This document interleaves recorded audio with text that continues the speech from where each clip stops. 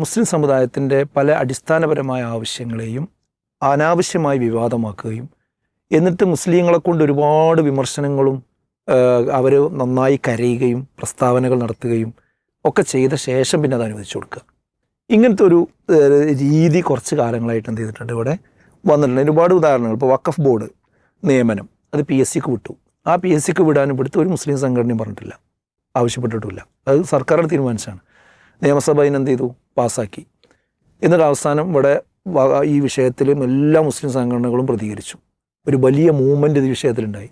എന്നിട്ട് മുസ്ലിം സംഘടനകളുടെ മുഴുവൻ നേതാക്കന്മാരെ മീറ്റിംഗ് വിളിച്ചു. ഞാൻ ആ മീറ്റിങ്ങിൽ പങ്കെടുത്താണ്, എനിക്ക് ഓർമ്മയുണ്ട്. അവിടെ എല്ലാവരോടും മുഖ്യമന്ത്രി എന്ത് ചോദിച്ചു, ഇതെന്താ നിങ്ങളുടെ അഭിപ്രായം ചോദിച്ചു. അപ്പോൾ എല്ലാവരും പറഞ്ഞത് ഒരിക്കലും ചെയ്യാൻ പാടില്ല എന്ന് പറഞ്ഞു. അപ്പോൾ അവസാനം എന്നാൽ നിങ്ങൾ പറഞ്ഞ പ്രകാരം എന്ത് ചെയ്തു, ആ നിയമം പിൻവലിച്ചു. അപ്പോൾ എന്തിനിപ്പോൾ ഈ പുകയിലുണ്ടാക്കി? അപ്പോൾ ഇങ്ങനെ ഒരു പ്രശ്നം സ്വാഭാവികമായിട്ട് ജനറേറ്റ് ചെയ്ത് കൊണ്ടുവരിക, എന്നിട്ട് പ്രതികരിപ്പിക്കുക, എന്നിട്ട് അവസാനം പിൻവലിപ്പിക്കുക.